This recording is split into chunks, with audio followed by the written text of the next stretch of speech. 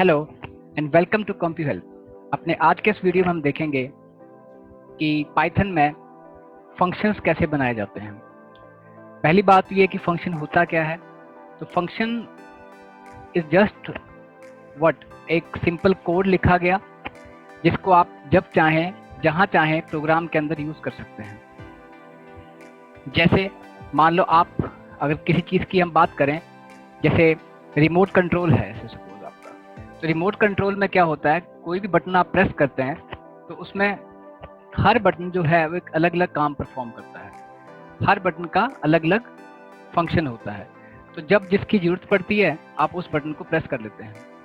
इस तरह से कुछ फंक्शंस होते हैं प्रोग्रामिंग के अंदर, कुछ एक ऐसा सेट ऑफ कोड जिसको हम चाहें हम एक जगह रख लेते हैं, फिर जब उसकी जरूरत पड़ती है, जब उसकी नीड पड़ती है तो उसको हम फिर वहाँ से कॉल लगा लेते हैं, उसे यूज़ कर लेते हैं। तो इससे क्या होता है, हमारे प्रोग्राम का जो साइज़ होता है वो बहुत बड़ा नहीं होता। नहीं तो अगर फंक्शन ना हो तो वो जो फंक्शन हमने, वो जो कोड हमने एक बार लिखा है, अगर उसकी जरूरत बार बार पड़ती है तो वही कोड हमें फिर बार बार अलग अलग जगहों पे लिखना पड़ेगा। कई बार क्वेश्चन ये आता है कि फंक्शन और लूप में क्या डिफरेंस है। लूप जो है, अगर उसमें जो कोड रिपीट होता है वो एक ही जगह पे होता है, उसको आप अलग अलग प्लेसेस पे यूज़ नहीं कर सकते। बट फंक्शन में लिखे गए कोड को आप डिफरेंट प्लेसेस पे यूज़ कर सकते हैं। तो इसको थोड़ा सा आगे सीखने के लिए आइए चलते हैं अपनी प्रोग्रामिंग स्क्रीन पर। Let's go. तो ये स्क्रीन हमारे सामने खुल गई है प्रोग्रामिंग की।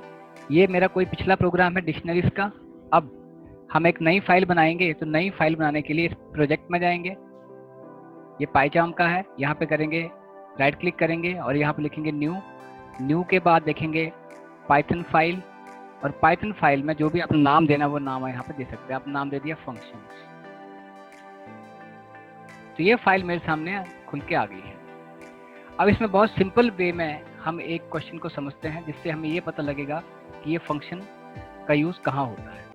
लेट्स टेक, जैसे मान लो यहाँ पे मैंने कोई कोड लिखा, यहाँ पे लिखा मैंने n1 is equal to int, और यहाँ लिखा इनपुट, और यहाँ पे लिख लिया एंटर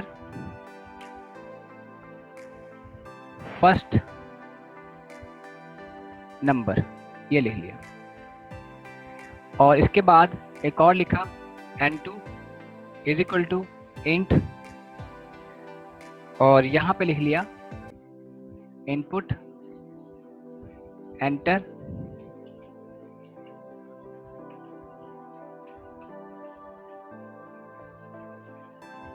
सेकंड नंबर।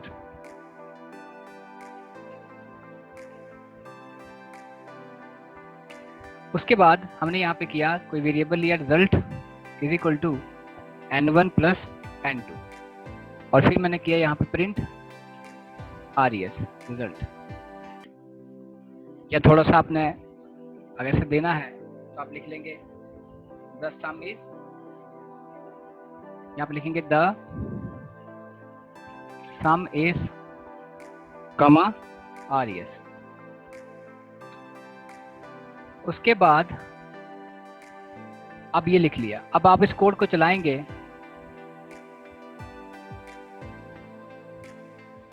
यहाँ पे लिख रहे हैं एंटर फर्स्ट नंबर, यहाँ पे आ गया जैसे आपने एंटर कर दिया 4 और दूसरा नंबर एंटर किया 5, तो यहाँ पे आ गया द सम इज 9। ठीक है, द सम इज 9। अगर अभी ब्रैकेट हटा देंगे तो ब्रैकेट के अंदर नहीं आएगा।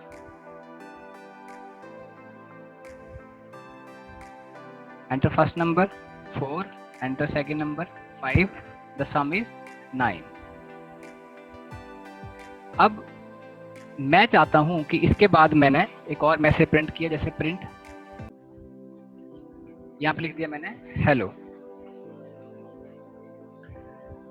और अब ये जो हेलो है ये एक बार लिख दिया। अब इसके बाद मैं चाहता हूं कि ये वाला जो कोड है, मतलब इसकी आउटपुट आप देखें तो ये एंटर फर्स्ट नंबर आया, फिर ये आया 6, फिर हेलो आ गया। मैं चाहता हूँ हेलो के बाद ये फिर से एक बार फिर से पूछे एंटर फर्स्ट नंबर।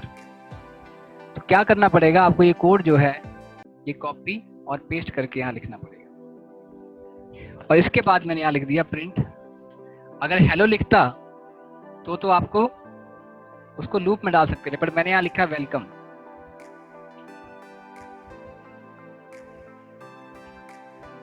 ये अलग कोड हो गया।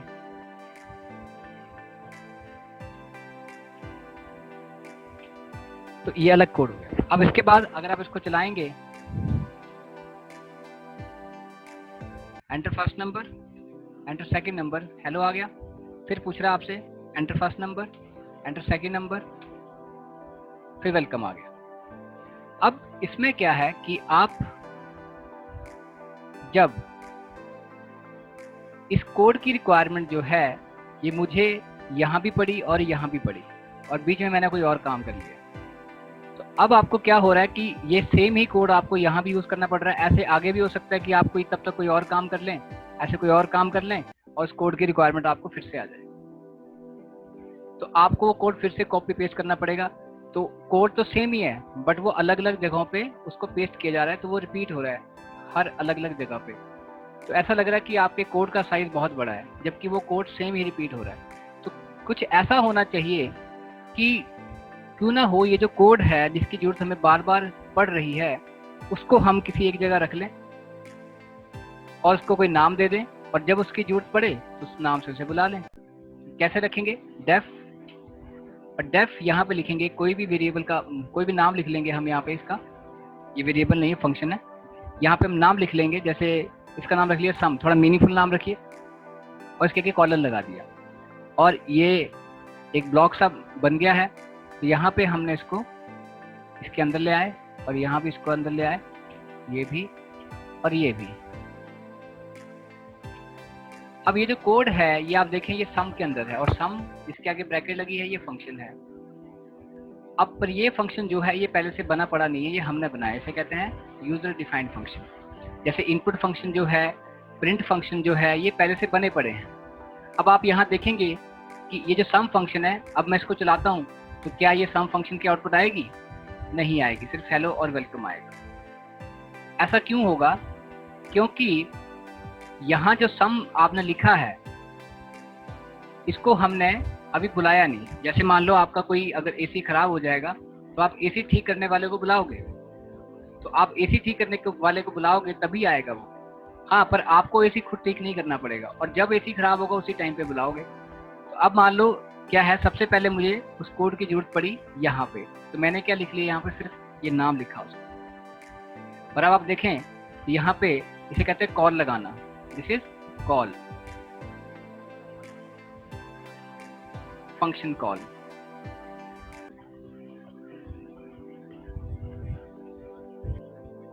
तो फंक्शन कॉल है ये, तो यहाँ पे आ गई है फंक्शन कॉल।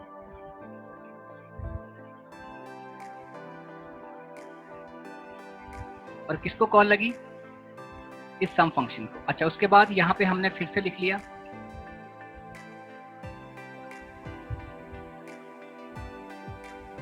मुझे इसकी जो फिर पड़ गई, मैंने यहाँ लिख लिया फिर से सम।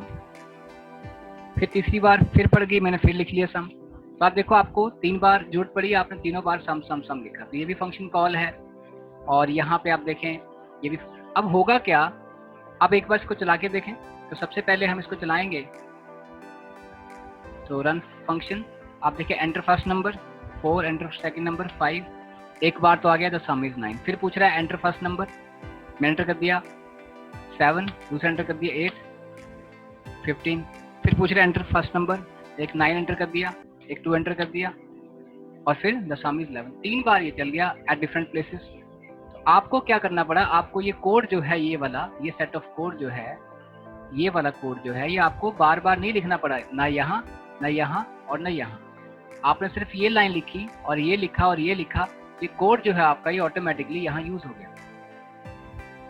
तो फंक्शन जो है बेसिकली आपका, इससे ये फायदा है। अब होगा क्या, सबसे पहले जब ये कंट्रोल इसको देखेगा यहाँ पे, पहले तो इसको रीड करेगा फंक्शन को, फिर यहाँ देखेगा, ये देखेगा फंक्शन कॉल है, तो कंट्रोल जो है उसके पास आ जाएगा, और फिर जो लिखा होगा अंदर वो सारा काम करेगा, और फिर वापस वहीं आ जाएगा जहाँ से बुलाया गया, जहाँ से कॉल लगी।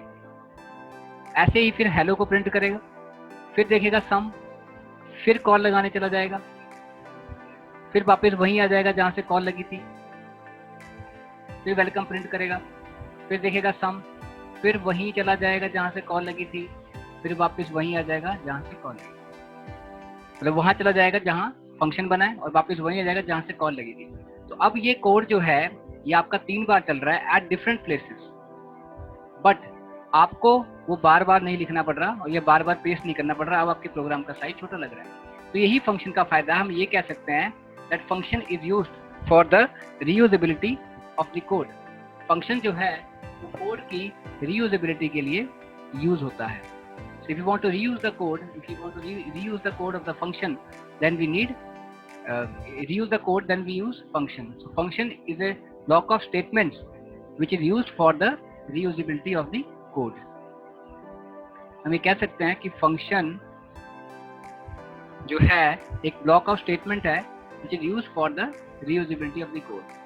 Thank you very much.